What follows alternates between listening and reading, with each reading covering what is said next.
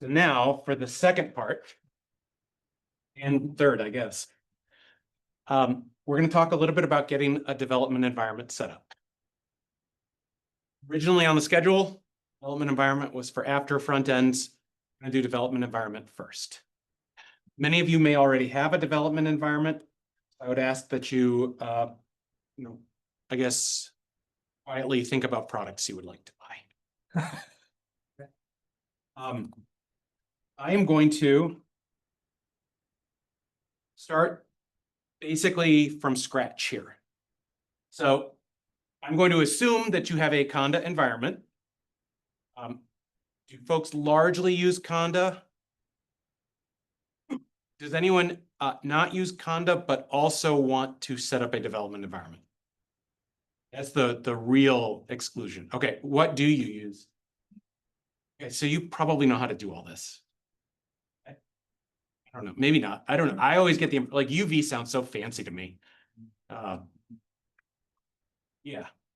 Claymont uses UV, right? Don't you? I should use UV, but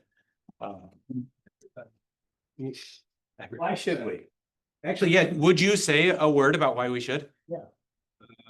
It's the best thing out there, Okay. except if you absolutely need to access Conda launch, in which case I think Pixie is the Pixie? use. I don't know Pixie at all. You need it.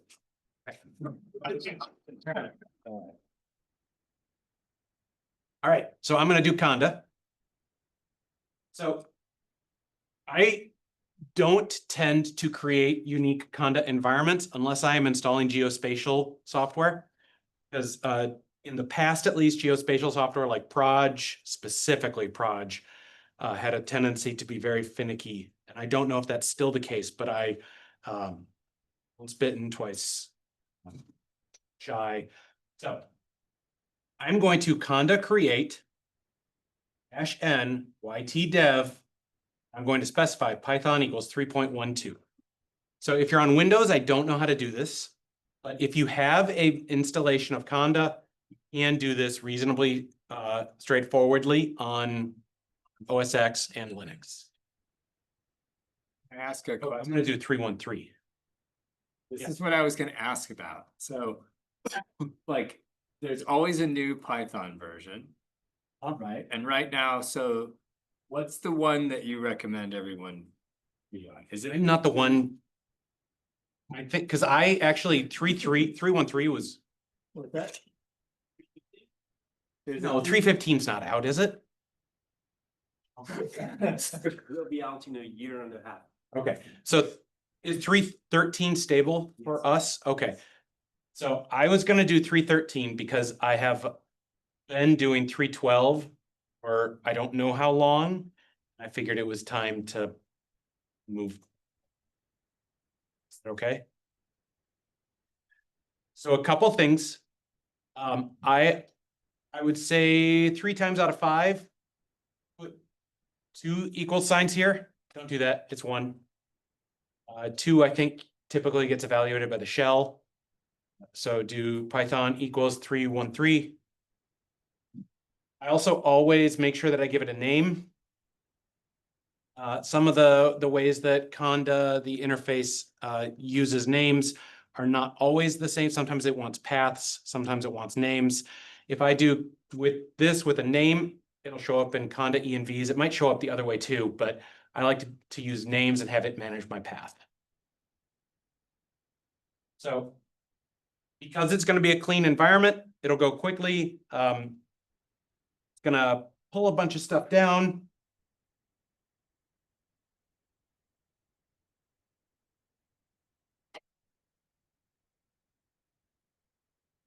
Hope you're all enjoying the cognitive dissonance between the clock here and the clock in my TMUX session.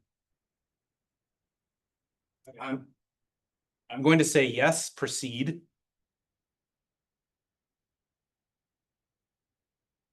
Make it so.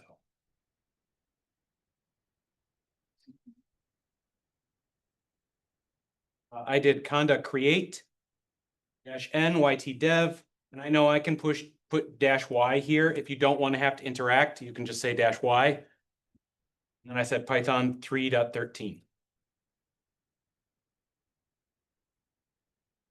Now I have a particularly weird installation setup, so I'm unsetting Python path. You don't have to do that. No way you have to do that. Now I'm going to conda activate YT-dev. So my prompt over here now gets updated and it tells me which environment I'm in. Because I copy and pasted someone else's code to do that into my CSHRC.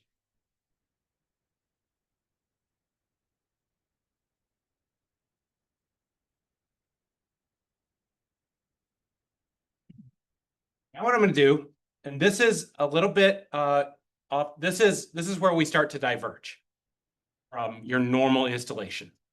I'm going to say conda install -- only depths YT. What that'll do is instead of also installing YT, it installs everything required for YT. Because what we're going to do is set up a source-based build. One of the reasons we're doing this or that we're doing this in its own environment is to try to provide, oh, look at that face, is so sad. It's supposed to. Yeah, see? Wanted to bring in cyber. I'll do that in a second. I'll do that in a second. Does it accept the brackets? Okay.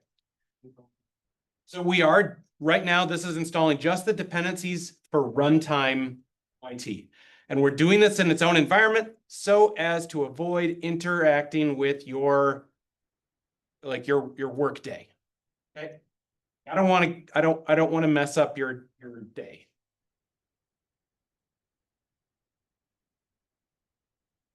I mean, you could just not do the no devs thing, install YT, and then when you build it again, it will fine, won't it? So the reason I don't do that is because sometimes Conda will then update YT, or if you Conda uninstall YT, it'll uninstall all the dependencies too. So you can. I've just had very specific instances where I didn't like that did, but yes.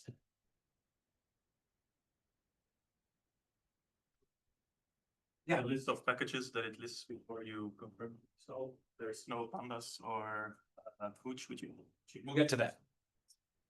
I will get to that in just a moment. And that's what Clément was pointing out too, is that it's missing several. No?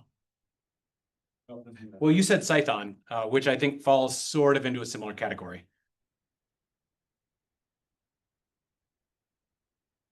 You don't need cyber at runtime. Right. No, yeah, right. You don't need Python at runtime. You do need Pooch at runtime for load sample. So I'm going to also install these packages. And you know what? Let's do pandas too. Is there anything else we should get?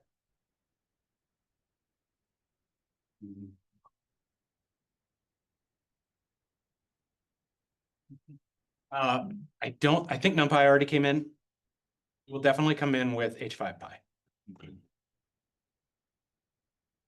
So I'm now doing, and I'm saying this out loud, Python, Pooch, Unit, H5Py, and pandas. I don't know, some of these might already be installed. There also might be redundant dependencies in here.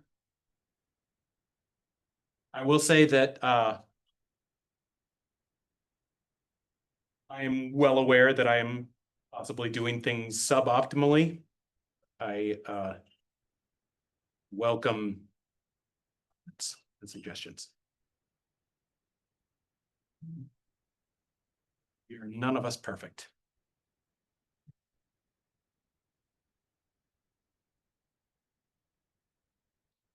What I like about this is all the fun ones that come in. Like, I imagine maybe it's Pooch that brings in libssh2.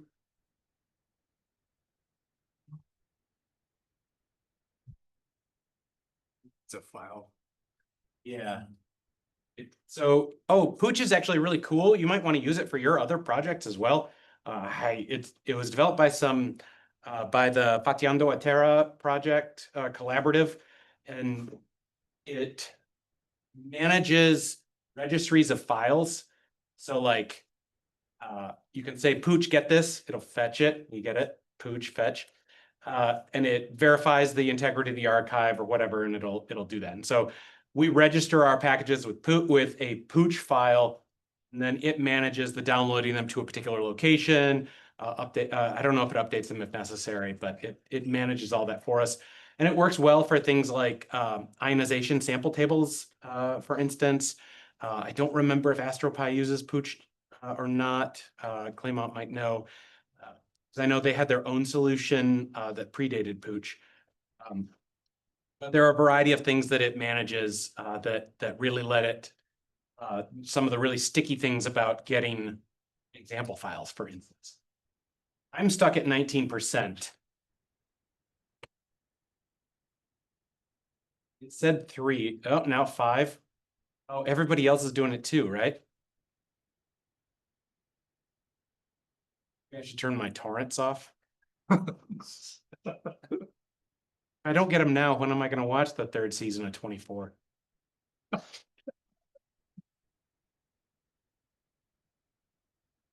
Okay, I am going to take a moment while this is going, talk about a tool that makes things considerably easier for me and may or may not do the same for you. It's called GH. Does anyone here use GH? Okay. So there used to be a tool called Hub. Hub got replaced by GH right around the start of the pandemic, actually. GH does exactly what it says. Works seamlessly with GitHub from the command line. It is staggering to me how well GH works. So I'll give an example. GH repo list, YT project. It goes out. Well, I mean, it's pulling them all, right? It shows me all the different repositories. It limits them, so it shows the first 30 in this case. Okay, you know what I'm interested in? Let me go here, GH repo clone YT project workshop 2025. So that's not too much, right? Like that's not a big deal because it's, I mean, we all know how to type git at github.com : whatever. Okay, well, it's downloading it now, probably fighting with pandas. Yeah. I've been having issues with my connections resetting, so I think that might be what's happening. All right, so now I'm in workshop 2025, but it also has now, see, it has information about the GitHub repository. So I want to open it in my website or my web page or web browser. So I do gh repo view -w or -web, and it just pops it open. If I just do gh repo view, it gives it to me here on the command line. Okay, it semi-renders the README TXT. I can do gh issue list, no open issues. Well, here, let's take a look at the YT repository issues. All right, so I can see all these different issues. GH issue view 5000-W. Pull request, so it sends me over there. You know what? I actually kind of want to do GHPR list. Ooh, 5209, fix missing refined by GHPR view 5209. It's going to show me all of that stuff. Shows me the comments. GHPR checkout 5209. This is my favorite one. This is the good. Yeah, this is the best one. So you can do PR checkouts and it pulls it in. It's pretty awesome. And now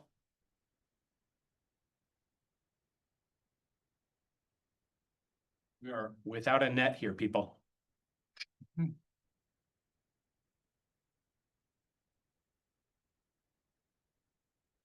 we go. Bug is fixed. Okay. I didn't do the bug fix. You did the bug fix. So you can do it. You can also do create an issue. It'll pull it up from the templates and everything. So GH is a really useful thing, and we're going to use it in just a moment. The thing is, it's not going to work the same way for me as it will if you're forking YT for the first time. So it also has GH repo. Right? That is pretty rad. Because what it'll do, and you know what, I'm getting out of order here. Let me get pandas. Can I say something about? Yeah, please. Checkout? Yeah. I like it because if you want to test someone's pull request locally, you can do PR checkout. And then you've just got their changes locally, and you can reinstall and then just run them. Yep. And if you want, if this is not even YT, but just some other repository that you've accepted a pull request from and you just want to try it, going to the web page and clicking to find the branch name, and then this is a great way of just pulling it in locally and giving it a try. And then when you're done with it, you just delete the branch and go away. You can also do PR comment.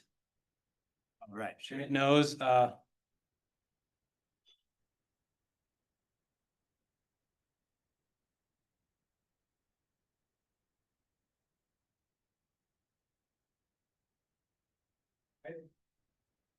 GHPR, I think there's a review even. Yeah, you can add reviews. I don't know if you can do, I think there's a way to do line by line comments. Just a second. There's just a ton of stuff, and we all, and if you use gists, it's wonderful for gists. Yeah, Adam. Oh, you're not Adam. I'm so sorry. That's Rory. PR Rory. checkout. Yeah. That's just like putting a branch locally. That's not like a gate workflow. So two things. It is not, it pulls it locally and checks it out. And it, if you do it that way, I think it can figure it out if you don't do it that way, but if you do it that way, it definitely knows which PR you're commenting on if you then type GHPR comment or GHPR merge. So I've got clashing changes. I think it won't do it. I think it'll say you need to stash your changes. So it's like a standards. Yeah. Checkout, not like a workflow. It is. I think it's just like a straight pull from that. It skips all the like adding a new.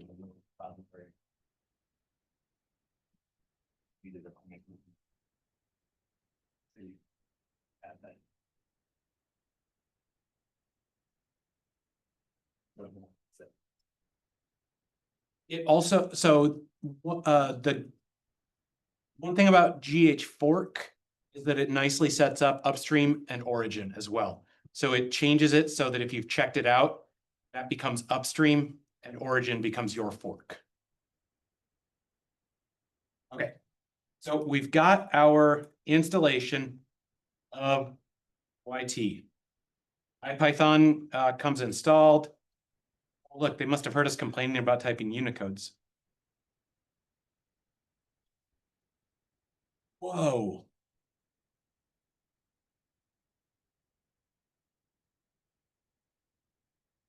All right, whatever.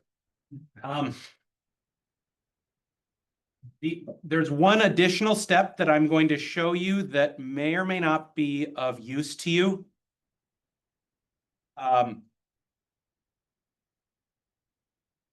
If you want an IPython kernel that runs inside your development environment, run Python -m ipykernel, and I'm pretty sure ipykernel gets installed at this point, or transitive dependency wise. And then, well, let's find out. Okay.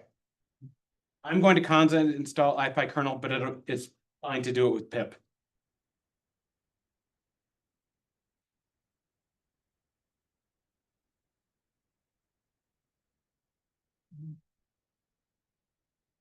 I'm going to install it via pip.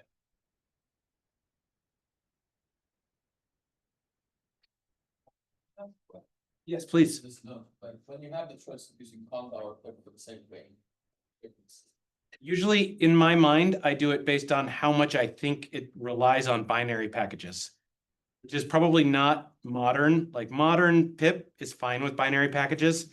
In my head, I do it. And can't believe I'm being recorded saying that, but everybody is at SciPy this week, so no one's gonna hear me. My strategy is to pick one at random and try it, and if it doesn't work, do the other. So one cool thing is that, so you see, I just did conda list. it shows up in Conda list and it tells you the source. In this case, it was PyPI. They both still just work within the environment. In general, yeah. Or at least ID, that's the idea. Thanks. In mix pip install and Conda install, sometimes you might get some ABI incompatibilities, and you might have to explain to you what ABI incompatibilities are during Git problem. Some of us lived through the G++ ABI bump of 2002. So now I can actually activate my old environment here. If I run Jupyter Lab, and it opens up. I will now have a YT dev kernel available to me. And so everything that I run in this is now running inside the YT dev environment. This breaks down a little bit with some types of widgets. So it can be tricky, but in general, it works fine for pure Python applications. Okay. So we've installed with Conda. What we're going to do now is we are going to clone a YT repository.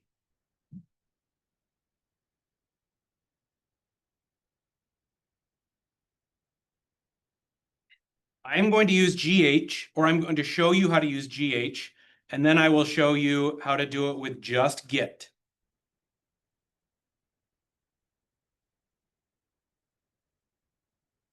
With GH, you would do GH repo clone YT-project/YT. With Git, oh, and the first time you run GH, it might also, I think it can actually help you set up SSH keys, but it will definitely do OAuth to like make you log into GitHub and whatnot. I will do git clone git at github.com:YT-project/YT.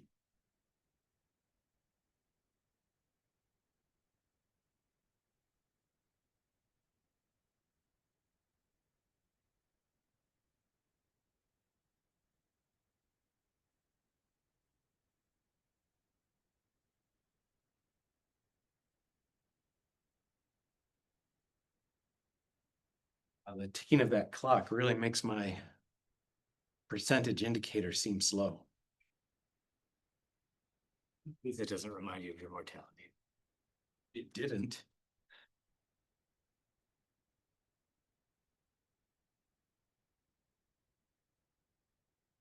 Maybe if everybody else does this at the same time, it'll go faster.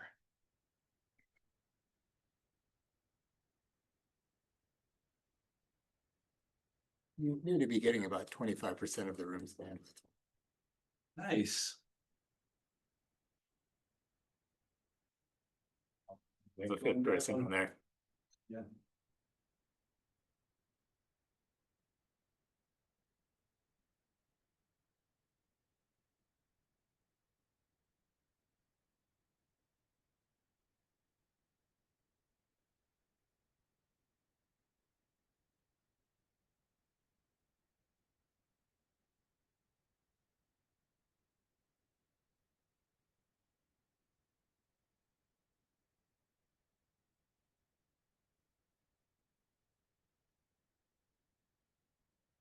Two-thirds done.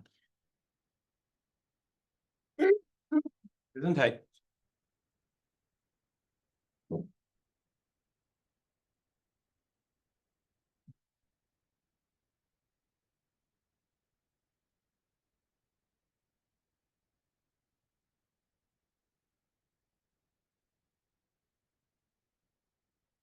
Turn the heat up in here. Okay, I can do.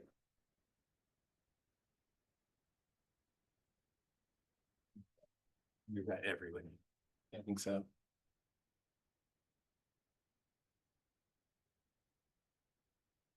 I am approaching the end.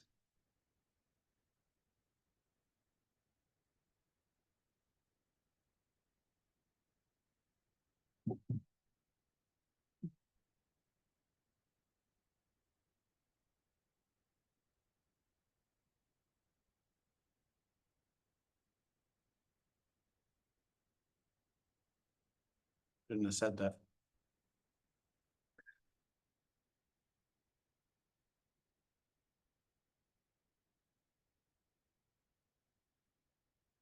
Can I see a show of hands? How many of you use VS Code? How many of you decidedly do not? Right, are you, can I see Emacs? Any Vim? I mean, as opposed to VS Code is what I mean. Any Vim as opposed to VS Code? Okay, any Emacs in opposition to VS Code? Okay.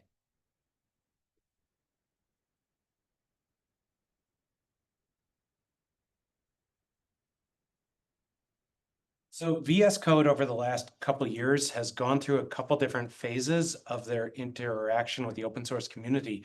For a while, they had support for what was called code tours. I actually wrote a code tour that showed how the particle codes work, but I think they may have even discontinued the extension at this point.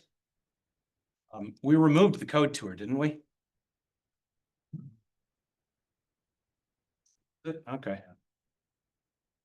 Oh, yeah. Oh, my goodness, look at that. Well, no, I mean, not if, maybe I'm wrong, maybe it still works. I haven't tried. So I have now cloned it, and I'm gonna talk very briefly about what is in this directory.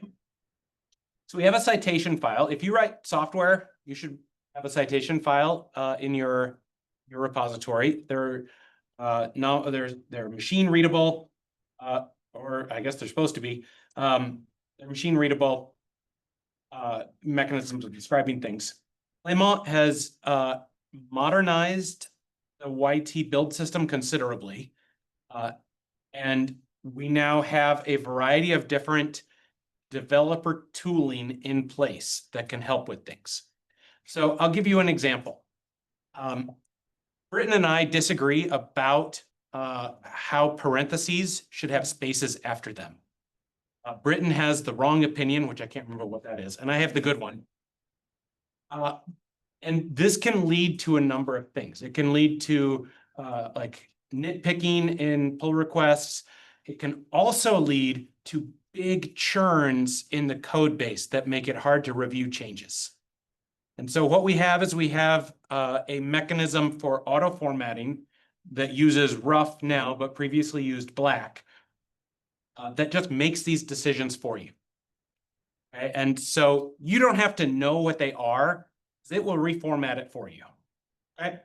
And that also means that if you change something and there's a bunch of white space changes, the formatter is supposed to get rid of unnecessary changes, which should minimize the amount of visible changes in a pull request and help with reviews. Okay? It's not like a necessary thing for an open source project. We have found that it removes some aesthetic discussions, and it also removes confusion through changes in white space, for instance. Yeah. Did you decide which of the rules was like a build? So we started with black, and yeah. Then just buttons. Okay. So when you migrate to rough, you just enable the same set. Yeah. So what all did we override line length in rough in black? We override anything in black? Yeah, we may not have overridden anything.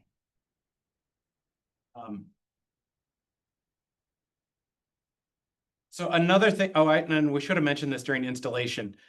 We actually have front end specific optional dependencies. This is another Clément innovation, so that you can get a minimal installation, and then if you specify which front ends you definitely want to support, it'll install those.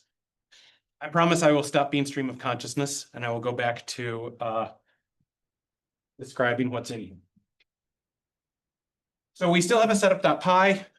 We also still have a setup ext.py, but everything is now built through, say, Python build system. So what you can do inside your Conda environment, you can say Python -m pip install and then -e period. Thank goodness it didn't tell me that that was obsolete. So this was a very hard muscle memory for me to correct. I used to just type pip. Python -m means run the module that comes after it. So run the module pip, run the command install, and then I said -e for editable. Let me bring it up so that you can see it. -e for editable, edit period, for this directory, this package.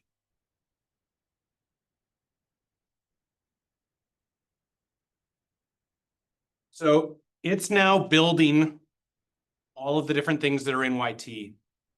And it's putting them in the appropriate place that they can be imported essentially in place.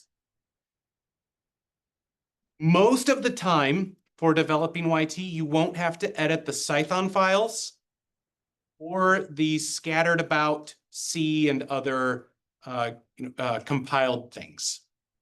There are times when you need to. We'll cover that, but for the most part, you won't have to. If you're just editing Python files, in general, this is all you need to do in order to get an editable installation. I'll demonstrate that. I'm going to use Vim and open up the init for YT. Here at the very top, I'm going to say, hi there. This is my editable installation. Get it right eventually. Will this work with Conda just as well? Not, so I am inside a Conda environment. And so this will work with Conda, but there are tricky spots. And so I've installed everything but YT using Conda. So this should work in a Conda environment because that's what I'm in. Now over here, I've got my YT dev kernel. I type import YT.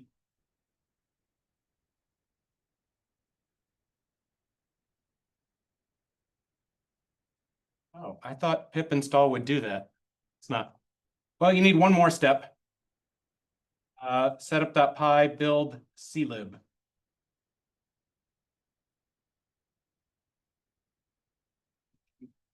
Well, I can't get the selection routines.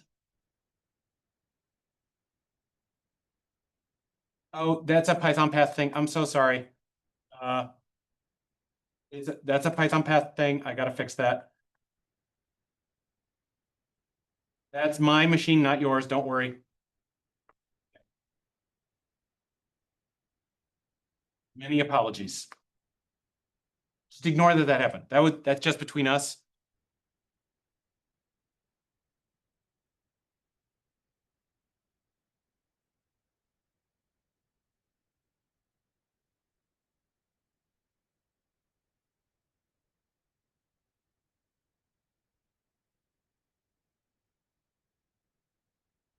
Hold on. Let's all just ignore that I'm doing this.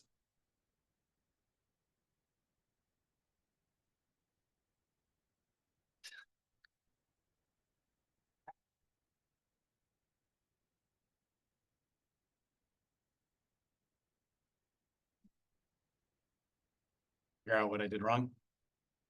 Subdirectory.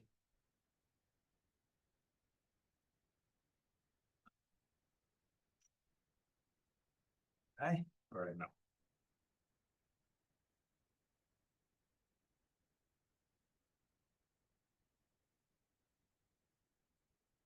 Dang it.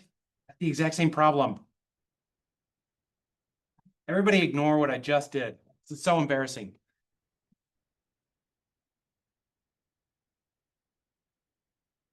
Like getting trapped in my own nonsense here. But this is like all just there we go. Okay. So finally, a problem that should not happen for you has been resolved on my machine. I was CDing around different directories and it was like importing the directory YT instead of the module YT. That should not be a thing that happens to other people. Okay, it's sorry. I will edit that out of the video. Let's put in like a scene missing from that in video. All right, just like in the last YT workshop.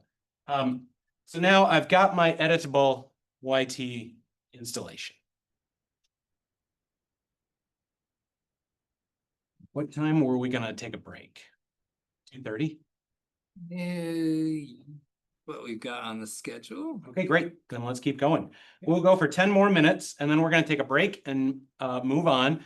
But at this time, if you're using if you are using GH, you can type GH fork or GH repo fork inside that editable installation. If you've already forked it, you can just add a remote for that fork. Otherwise, it'll do it all for you. It tells you renamed remote origin to upstream, added remote origin. And if I look at GH remote -v, you'll see it's got an origin, which goes to my fork, and an upstream, which goes to the main one, but it knows, or it knows that it needs to have a set default. So GH repo set default. And the default should be the one that has all the pull requests. So that'll be YT-project.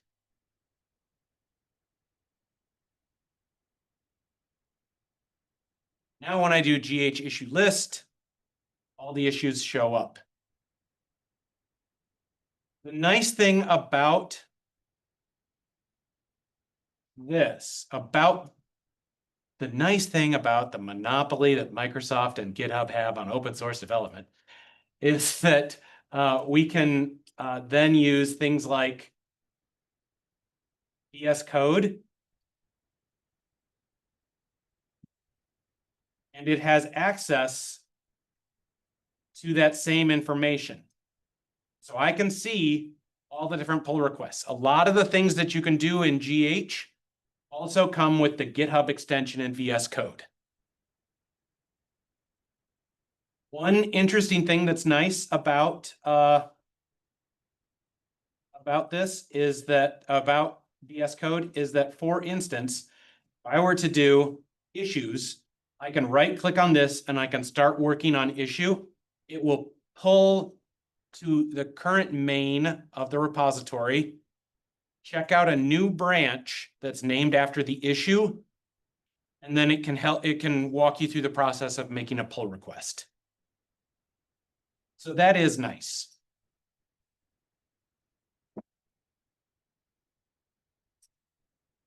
Sorry? I think it's just the GitHub extension. I can show you my extensions if you want. What do I have installed? Copilot. Oop, that's embarrassing. Can't believe anybody saw me do that. We have Blender development. And Code Tour, I guess it's still around. Oh, DOS Dev. We can talk about that later. Nobody wants to talk about it later? Here we go. Looks like GitHub Actions, Codespace, issue notebooks. What? There's no just GitHub. I thought for sure that maybe it's built in now. That's that.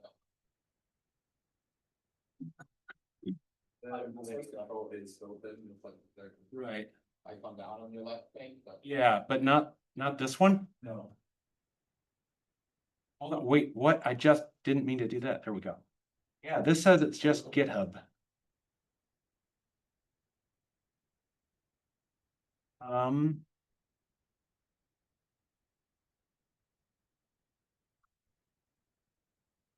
Yeah, apparently it's just called GitHub.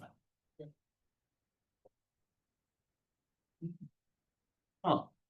I thought for sure that that was something easy enough to set up. This is not in alphabetical order, that's. Here's the-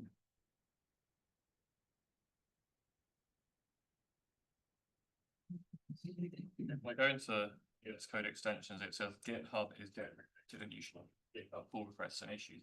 Good. So I also have this GitHub pull requests and issues installed. So maybe that's what it is.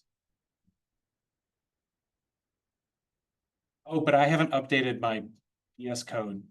So embarrassing. There's an episode of Mystery Science Theater 3000 called Final Sacrifice where kid is like just wandering around his house and Joel and or Mike and the bots says, are we just watching someone fritter away their afternoon? Think about that whenever I'm like scrolling through my VS Code extensions in front of people.